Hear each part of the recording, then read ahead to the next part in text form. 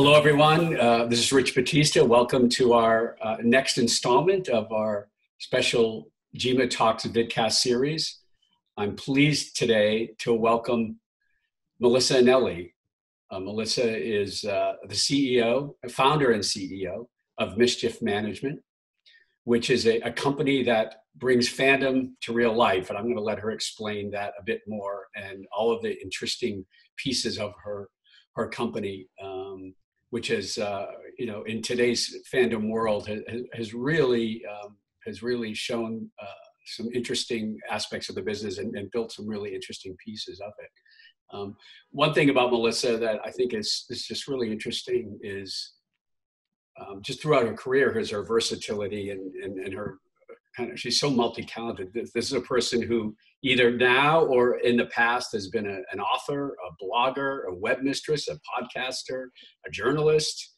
In addition to being the business CEO of a major events and fandom business. So Melissa, so glad to have you here. Really excited to so many different pieces to talk about today. So welcome to our GEMA vidcast. Thank you for having me. It's really exciting. That's really flattering.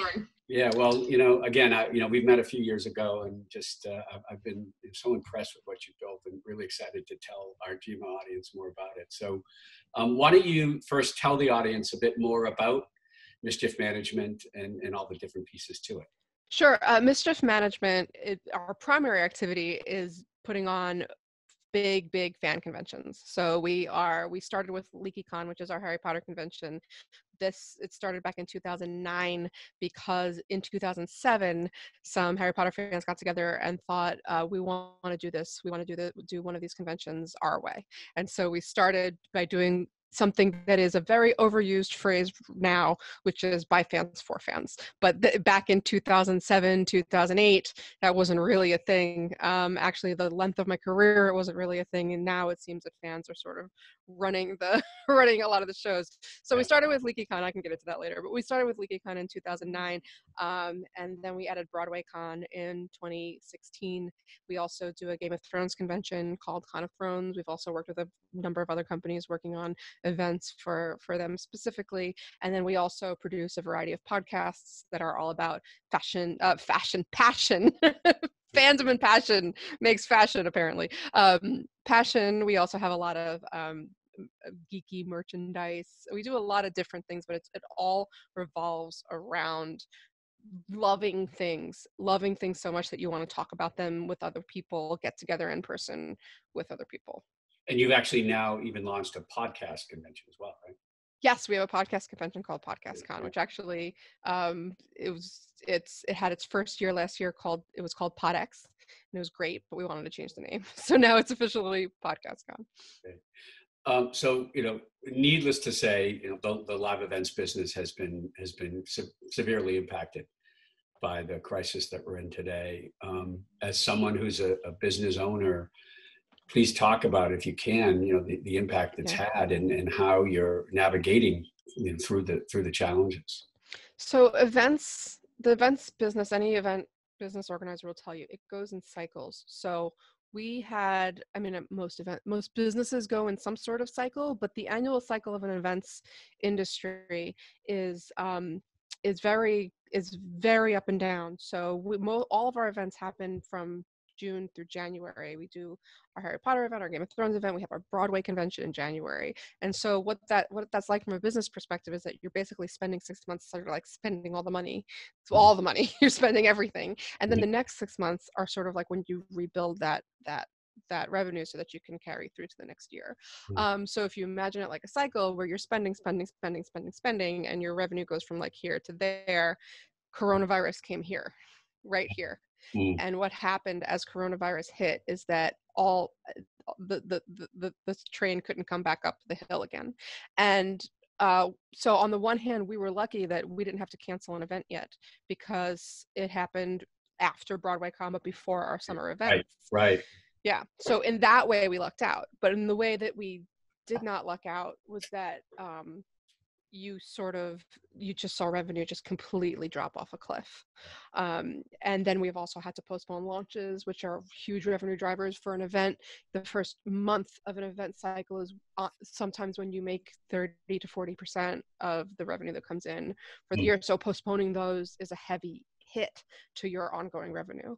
So when we started noticing things sort of slow down, we said, all right, let's all pause. We stopped actually working in our office from March 9th. We sort of Is that right? we didn't want people getting on a subway, and this company started with everybody working from home. So it was just like, what's the difference? Let's all just go home and deal with what we deal with.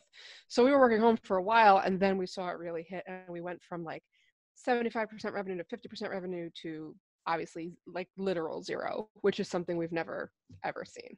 So it's a bit of a wild time. Right. I can imagine. What are some of the tactical, practical ways you're navigating through it, in terms of like government help? Yeah. We got the PPP funding, which was a crazy time. I actually detailed the long, complicated story of how we got this PPP funding on one of our podcasts, which is called Make New Mistakes, which is about making mistakes in business. But we actually really lucked out because our banker really wanted to work on for his first case of this, because the process was so fraught. He wanted to work on a company he knew, and because we have a really good relationship, he literally saw our application come in and got permission from his manager to work on it as his first test case, because he needed to be on the phone with somebody he knew to to walk through this process and have somebody who would understand if things had to be redone, which they did 6 or 7 times. And because of that, we were funded within the first week of the program, which is just such a blessing. So the lesson to take from that is to make good relationships everywhere you go. Yeah. Walking into a Starbucks, walking into your bank, talk to everyone, because you never know when it's going to pay off. So we got our PPP funding, which has kept everybody employed for the 2 months that come after. Partly because if you spend that PPP money on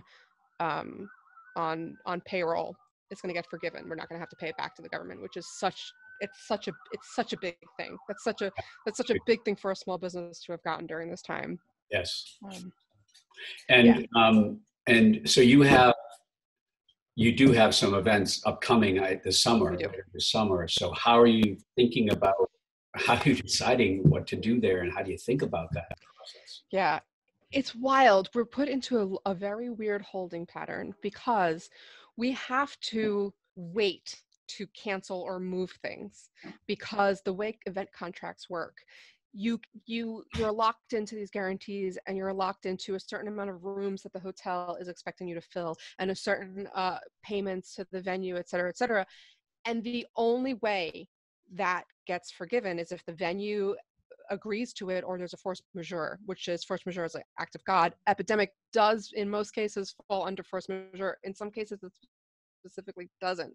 So we're sort of depending on the venues and the hotels to sort of accept that this is a force majeure situation, or if they won't do that, we have to wait until the state or city principalities or the localities tell us that you're not allowed to gather.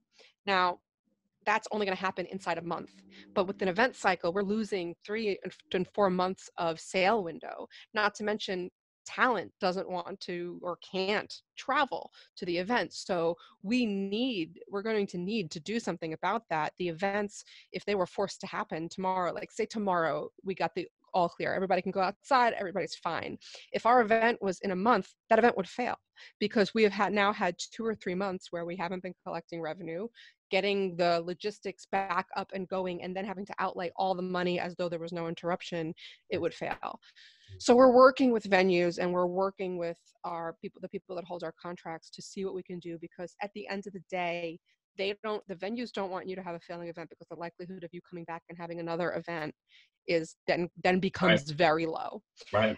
And the plus side is that everybody knows that everybody's in the same boat. Literally everybody's in the same boat. So whereas in the beginning we were thinking this is going to be a fight every step of the way, we're going to have to threaten to go lawyer with force majeure. Actually, what's happened as time has gone on is that the venues and the hotels are becoming very much more understanding and saying, no, this is a global, we've never seen anything like this. Of course, we're going to have to move your event. But until we get all of that in place, we can't announce anything, because everybody wonders, how their hotel room moves forward, how their ticket moves You have to forward. have all the details really locked down before you can make the announcement. Yes, the worst thing to do is to do it piecemeal, because you just end up having to redo everything. So a lot of events, you'll see them really just not change any of their messaging for a long time, because the second you open that faucet, it's just a stream of questions that you can't answer. So you have to wait until you get everything locked down and then message everything at once when you have every answer. And luckily, we have such a good, strong, um, really compassionate and engaged audience base that they are willing to wait for us to communicate with them, and they're understanding when we don't have all the answers right now, which is really cool. Especially, a lot of them didn't know all this stuff about force majeure and the way you cancel things being important. And once we explained some of that publicly, Right. with that understanding, we've received a really sort of positive, like, oh, okay, great, we'll just wait until you tell us more info. Right. Which is, everybody's in this boat right now that they've never been in before, and everybody's, I guess, finding new commonality. For sure. So, in light of the sort of stoppage in the events business, what are some other ways you've been engaging with your audience from a content perspective?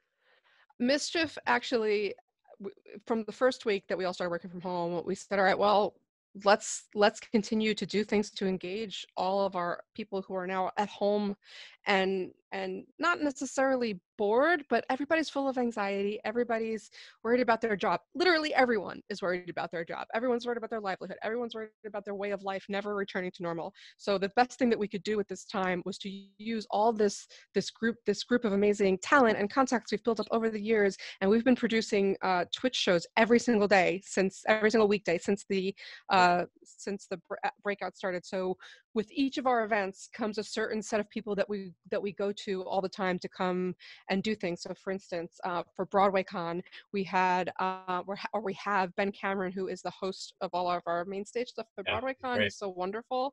And we're working with him to develop like a trivia thing that will go on the channel. For PodcastCon, we've had several of the podcasters come on and do Q&As and interactive things.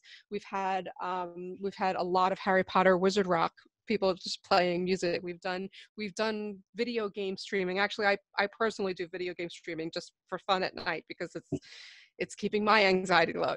So it's actually causing us to really get creative. And even when this is over, we're going to keep doing that. Maybe not every day, but maybe twice a week or so, because the payoff in continuing to literally touch our audience more than we do by only seeing them at events has really reinvigorated our workforce too. Thank you for that. As a business owner and someone who's obviously in a business that's been challenged, what is your one or two piece of advice for other business owners who are going through this right now? It's going to come in waves. In the very beginning, when everything was so crazy, I had a couple of days where I literally physically couldn't move. There were a couple of hours where I was so full of anxiety about everything that I've worked for the past 10 years, just going up in smoke because of this. And obviously there's the worry about health and everything, but when you're a business owner, you're also worried about the livelihoods of everybody that you employ and your work building up to meaning something over time. And the fear that all of that was about to go up in smoke was actually debilitating. And I'd never experienced that in my life. But you breathe through it, you depend on your family, you depend on your partners, you depend on your friends, and you just take one step to the next step to the next step. Actually, that episode that I had, once I was able to function again, I sat down in front of an Excel sheet and I just started playing with a document I now call scenarios, in which I just mocked out, all right, well, if we have to move this event to there and this event to there, and if we have to do this and this and this and that, that's one scenario. And in that scenario, I need to raise X amount of dollars in support to get us through it. And in this scenario, I need to raise, and just seeing a plan forward gave me breath back. So just take it day by day and make a plan and look through every possibility and then just act and rely on your friends. When you build a business, especially a small business owner, you have so many people that you have spoken to for advice and encouragement and whatnot over the years. It's almost impossible, I think, to be a small business owner and not have that, exist. A lot of these people will be willing to help if you need a patch to get over to the next piece. Getting over the pride of doing that has been a thing for me, and I'm sure it is for other people. And so I just encourage you to just, keep talking to people who have been here before. I can relate, to back in the dot-com boom when I had launched a company and then the bust happened. And, that feeling of being sort of paralyzed by fear, which is very common and very normal and understandable. Like you said, once you start sort of doing again, once you start, like you said, creating a plan and putting one step forward, it does help to break out of that anxiety and realize that there is a path forward, as challenging as it may be. Yeah, it's The twists and turns you may have. Yeah, and you just remember that, most, what is it, 95% of businesses fail under 4 years, and if you're past that mark, you'll get to the tomorrow. You get to what I kept saying to myself when in the first couple of weeks when everything was really hazy was, well, we didn't fold today. Every time I went to bed, all right, I have a company tomorrow, and the next day, I have a company tomorrow, and every day I get more sure that it's more than a week and more than a month and more than 2 months ahead of me, Yeah. and it's just bit by bit. No, it's great advice. Thank you for that. At the beginning of the conversation, you mentioned the various cons that you've created. One that I have a particular affinity to, and that I'd love you to talk a little bit about the genesis of, is Broadway Con. I mean, this is a conference convention that you started from purely scratch, and would love if you take a few minutes to tell the audience, how you were inspired by the idea, and then how did you make it happen? Sure. So at that stage of things, so I've been friends with Anthony Rapp, who was the original Mark on Broadway, for a very long time. I used to sleep outside the New Theater for for the tickets show Rent. for Rent. Right. Did I say Mark on Broadway? Just Mark. He's like Mark. He hangs out in front of the theater. No, Mark. Mark and Rent. And we've just maintained our friendship over the years, become very close over the years. And at this point of the company, we were producing just LeakyCon. We didn't have any employees. We had become a company, but we're maybe taking a stipend at the end of the year.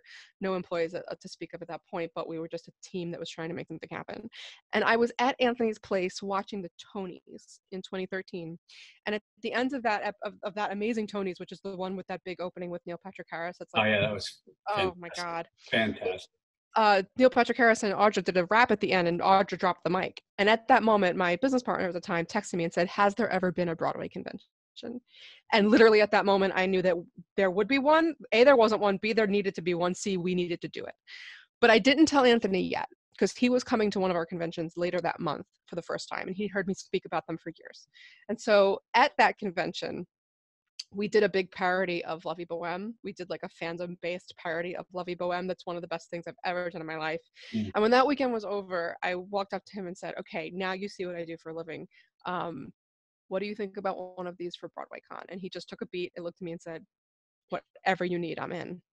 And with that positivity, I did what I did in the very beginning of the founding of this company, which is something very kind of dumb. I walked up to a New York hotel and said, "I want to create this. Can we get into a contract?" And got into a very expensive contract with the New York hotel, knowing that we're just gonna do it and see what happens. Which is like, I always say, to be a founder, to be a CEO, you got to be a little bit dumb, and I mean that as a positive. You got to be a little bit daft in the head to like sign a contract with the Hilton Midtown that, if my idea didn't work, would have put me in hock forever. And then you're like, okay, I guess I'm going to need to do this now. Guess we're doing it. So so one day we just announced that we were doing it, and it was a firestorm of attention. It went from, I was running to 3 or 4 different meetings in the city every day with people who had reached out to us because they couldn't believe that this thing didn't exist yet. Yeah. And that's how I needed an office, because I needed to stop running into Starbucks just to meet with the team. And then later well, at this point we did start hiring people. We were about a year into having actual employees once we actually announced the event. It took about a year between contracting, et cetera. And then we just started building the team from there. So yeah, BroadwayCon, it's people assume that we're this giant monolith, but it literally was just me walking into the building saying, I've done a couple of fan conventions, I want to do one about Broadway, and the Hilton being like, yeah, sure. I actually wouldn't tell the Hilton the name of the event.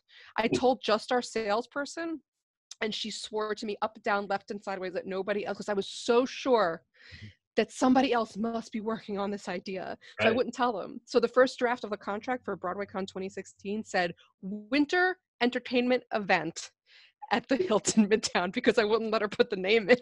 Very good. Yeah. And today now you have what, 15,000, 20,000 people going? It's a three-day event, right? Yeah, it's a 3-day event, about 15 to 20,000 people turnstile, which means number of people per day. Convention math is weird, but the numbers that you see are all the same. They're all turnstile. So yeah, it's about 15 to 20K per year, per event.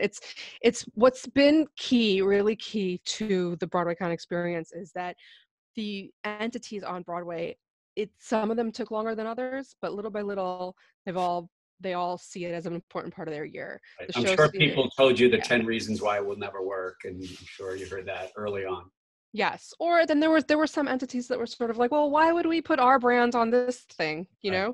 And they have over time come around, and it's work. When I said before about relationships being incredibly important, every single BroadwayCon relationship is one that we have carefully cultivated over the years, which sounds like cold, like cultivating, but what it is just really being upfront with people about what can my event do for you, not Right. just what can you do for my event, Right. It'd be a two-way street.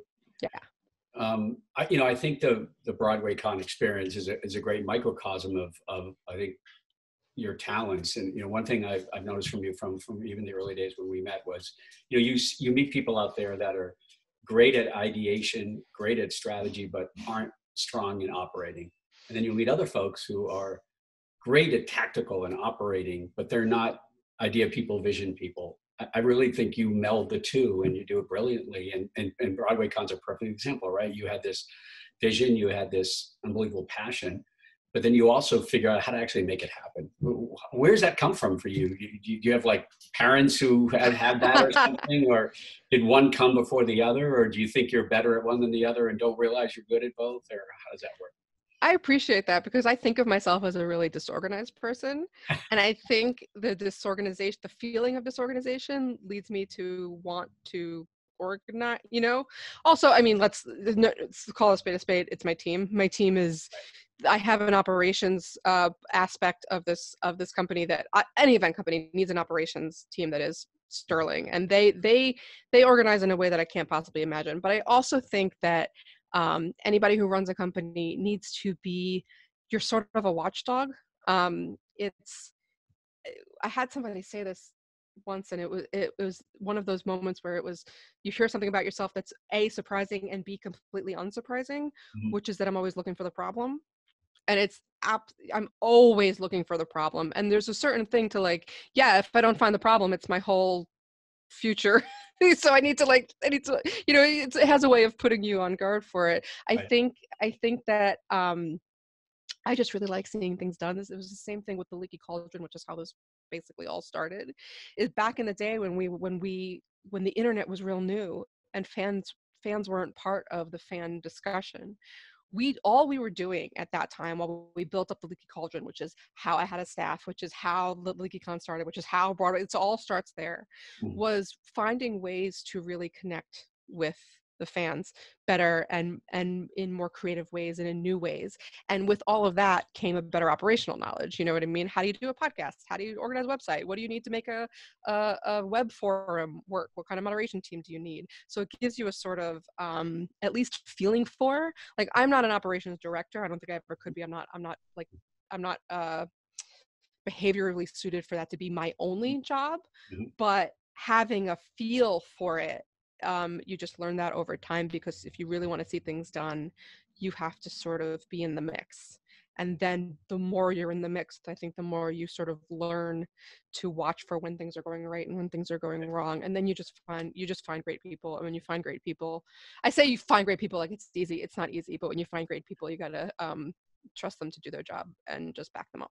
There's also an element, I believe, of fearlessness. And I think, again, Broadway Con's a great example. You said, a lot of people would have said, well, geez, before I call up the New York Hilton and sign a contract, I'm going to do a 3-year business plan, and I'm going to speak to 50 different people and get their advice. And I'm going to talk to 20 people in the Broadway community and see what they think. And there's an element of fearlessness that not only did you have an idea, but you had you were able to have that fearlessness to say, now I'm going to actually put this in action. I'm willing to fail. Obviously, you were willing to take that risk, and a lot of, certainly, entrepreneurs are known for that. But that's a great example, I think, of combining the two. So, I appreciate that. Yeah. So why don't we pivot to your career again? I talk a lot about on these vidcasts about the nonlinear careers that a lot of our entertainment media alumni have had, and I think, again, you're another exhibit A. Yeah. When you were at Georgetown, tell the audience what actually you wanted to do when you got out of school, and tell us a little bit what's happened since, and how some of the key milestones in your career. So I applied to and was obviously accepted to Georgetown Pre-Med, which I didn't.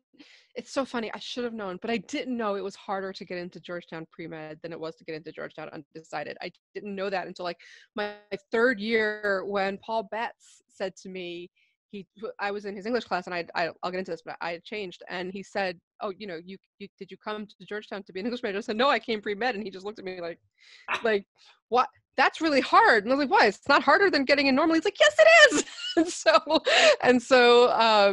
I didn't realize, again, with the is it fearlessness, or is it maybe anyway. So yeah, I was Pre-Med, and what happened is that I walked into the Hoya's office, and the first day of school, looking for pizza. All the orientations are going on. We're all looking for pizza. Right. My first two Georgetown friends and I are wandering around the orientations. People, I can't remember their names, but I did meet a girl named Stephanie Gatton, who was standing at the pasteboard of the Hoya, because they weren't even on computers yet. That's how old I am. So she's standing in front of the pasteboard, and I was looking at a theater layout, and she was the arts editor, and she asked me if I liked theater. And I, all my little Pre-Med bells are going off saying, don't, you're here for science, get out of here. But I heard myself saying, yes, I love theater. And she asked if I wanted to review it. So I started doing that. Wow. And before I knew it, I was running the guide, and that was that. And by my third year, I left Pre-Med to be an English major. I mean, I finished my Pre-Med courses, but I became an English major. And then when I got out of school, it was the summer before 9/11. And it was hard to get a job no matter what. And then 9/11 happened. And 3 weeks after 9/11, I had an interview for a position as an editorial assistant at an internal magazine for a large media conglomerate. Well, it's in my bio, MTV Networks. And I got that. But 3 weeks after that is when there was that big anthrax scare at MTV Networks. Yeah. And most of the staff was laid off a little bit after that. And I went from a big team of people to like me and one other person.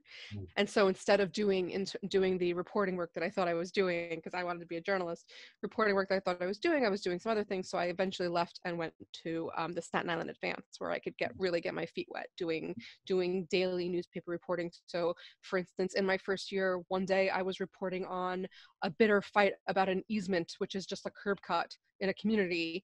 And the next day was the Staten Island ferry crash. And suddenly I'm standing outside an emergency room next to the New York Times. And, so it was really just I recommend, if you can be a journalist at any point in your life, working in a local paper in that kind of like unpredictable atmosphere, because it taught me just so much up and down about interacting with people, about writing through deadlines, and then in the meantime, in the background, I loved Harry Potter, and I was working on this website called The Leaky Cauldron, because still, just like now, I need to have 3 jobs at a time or I'm not happy. So I would come home from working for a 12-hour shift, and then I would work on this little blog called The Leaky Cauldron, where it was the only thing at the time, this is 2000, it was the only only website at the time that was treating Harry Potter like a news beat. So I was a journalist who loved Harry Potter, and these people were combining that.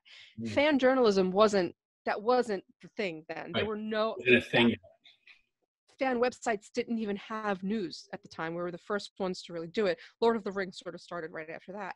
And little by little, one contact by one contact, because I knew that, you know, college reporters get access to movie studios. Why can't fan reporters get access to movie studios? So little by little, one contact at a time, Leaky Cauldron built and built and built. And suddenly we were interviewing J.K. Rowling, and she did the forward for the book that I wrote about the Harry Potter phenomenon eventually, Mm. which is why I eventually left the Advance, and then everything sort of progressed from there. So very, very, very non-linear. I was a reporter, writing a book, running an event, starting an events company, and now we're here.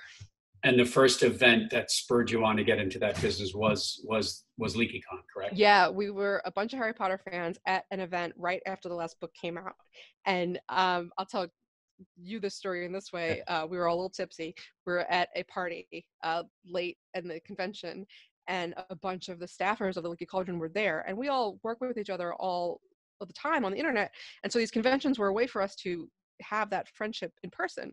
And so we were having so much fun all weekend, and finally a couple of them came up to me and said, we need to do this, we need to do our own.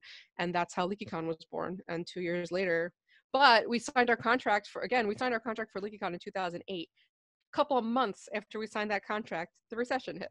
Wow. And so our first event, our first LeakyCon, was about 750 people. It lost a lot of money, but creatively it was everything that we were hoping it would be, and it launched everything forward. And speaking of another natural disaster, was the famous Broadway Con during the New York snowstorm. Oh my gosh, talk about a trial by, I guess not Was that fire, your I guess first by year ice. or second year? Or That was our first it was your Broadway first year. Again, this really shows the tenacity that you had to get through that. It was crazy. So Jonah, or Jonas, I always call it Jonah. I think I want to chop a letter off it. Jonas was the snowstorm. It was a 36-inch snowstorm that hit New York. And we knew it was coming all week before our first Broadway Con. We'd been working so hard, young company, we have to like prove something, you know? And it hit on Saturday, which was the saving grace. Because if it hit on a Friday, first of all, our press wouldn't have happened. Right. Stars couldn't get there. It would have been a whole thing. But fans wouldn't have been able to get there. Exactly. The fans wouldn't be able to get on planes. But because it hit on Saturday, everybody was there already. And we were all trapped in a hotel together over the weekend. Right. So Broadway was shutting down, but we were like, we're open. And then what happened is that people couldn't like do their panels. They couldn't make their panels. So I had our associate director of the main stage vamping on a panel. He was on a cosplay panel. He's nothing about cosplay. He was on a cosplay panel. He's like, hey, I'm down here. There's nobody here. What do I do? It's like, just vamp for a minute. And then while I let him vamp, I ran off 6 or 7 other fires to put out because everything was rescheduled literally in a day. And about 40 minutes later or 20 minutes later, he texts me and he's like, how long do you want me to vamp? I was like, just the whole thing. I don't know. Just everybody, that was the kind of energy that was going on. We had a couple of crazy things happen where we had more time on the main stage than we thought we had from the venue because of something else canceling. So we had to make up programming on the fly, and we made up something called the Blizzard Party Line, which is somebody from Playbill came up to me and said, who do you have on your phone? Like, what Broadway stars do you have on your phone? I said, I don't know. I got Darren Criss. I think I have Jeremy Jordan. She goes, great, we're going to call them. And then we just collected phone numbers of people who couldn't get there. Right. And we just started before there was really remote technology like this, right? So, yeah, I mean, we had like some FaceTiming, but it wasn't as good, you know? It was good, so we just sat on stage and just started calling people. And we called Patti LuPone, and Patti just started saying, what's going on over there? Are you guys hungry? And the whole audience started chanting, send us pizza, Patti. Send us pizza, Patti. It was crazy. The whole thing was crazy. But now we do the Blizzard Party Line every single year. We call anybody who can't be there, and it's one of the most looked forward things at the convention. Yeah, if you had told me, and I say this a lot, if you had told me during that craziness, as we were rescheduling literally all the work we had done all year, Melissa, just hang in there because it's going to be the best thing that ever happened to your company, I would have, like lasers out of my eyes would have come out. Yes. But it was, I mean, like the next day, you got a lot of press around it too. Oh my gosh, there was a three-page New York Times layout that said Broadway goes dark, but Broadway Con goes on. I said, you can't buy that, you know? Right. Anyway, I could babble about it forever. It was a crazy experience. It was nuts, but it was so worth it. So where does the business go from here in terms of, is there going to be, I know these are challenging questions and hard to Yeah. answer right now. There's a lot of uncertainty, but is there going to be a new normal, do you think? Do you believe there's going to be new ways of doing these Yeah. businesses, operating these businesses? This is a big question for us that we've been struggling with a lot lately. Like, there's the question of when can we all go out again? And I do think that once there's a couple of months after we can sort of all breathe again, things will slowly get back to normal. But um, it may be a while. So what do we do in the interim? We're looking at ways of doing virtual events, and we're looking into developing that model. Um, and then we're just going to have to see how the industry adapts and what the new normal is. Do we need temperature reading stations? Is it standard to have a lot of hand washing stations? Do we lower capacities in rooms so that people have a little bit more room? I don't think it's, I do think definitely that the event business has a big and thriving history Sure, in front of it. I mean, once we can go out and celebrate again together, we will. I believe sure. we will. But it's definitely it's gonna change insurance rates. It's gonna change a lot. Um, but I don't know. I've always our whole business has always been dependent on the ingenuity and tenacity of the people within it, and I think that as long as we react well to what the factors are, we'll find a course through. Right. That's great. We have some of our, more recent alums or students listening in today. For those of them who are interested either in sort of the world of fandom or journalism or blogging or podcasting or managing events, there's so many with you, so many to list. What's your general advice for younger folks or people Mhm. who are looking to change or pivot and getting into the business you're in? I tell people to sort of watch what they're doing in their spare time, just sort of notice, because it tends to be a clue about where you're meant to go if you're so lucky. So people say, do what you love, and that's a privilege. We have to remember, like, it It is is, a privilege to do what you love. no doubt. But if you're in money management and you find yourself thinking about that while you're sitting on the couch at night, you're probably meant to be there. You're probably meant to, continue to strive. I can't even possibly imagine that. That's so not my my particular wheelhouse. But I started noticing that interacting with fan communities was really what I just did all the time, and Mm, all of this podcasting, writing, the events, all of it has come from that feeling that being passionate about story leads to something bigger and cooler and greater than the sum of its parts. So I tell people to watch what they're sort of thinking about in their and doing in their spare time. As for getting into it, find something that you can really latch onto and just see if you can do something for them for free, which I know is the worst right now. You don't want to, internships should be paid and all of that.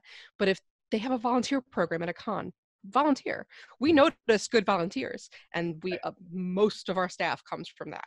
You yeah, know, yeah. so look always just if you're really sure of where you're meant to be, keep looking for those little opportunities, and take everyone whatever you can do, because good managers and good team leaders will notice people who are generally talented. Just because somebody's really good at stuffing bags, that's not generally it. When we're in a certain volunteer group, and we have an event and we have a volunteer group, often at least once or twice a year, somebody on my staff will come to me and be like, that volunteer has been incredibly kind, incredibly competent, does what we ask them to do, really quick on their feet, understands things really well, and then we want to work with them more.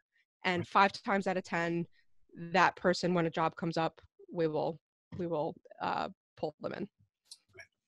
Yeah, no, it's I always say to younger folks coming in, always say yes when you have an opportunity.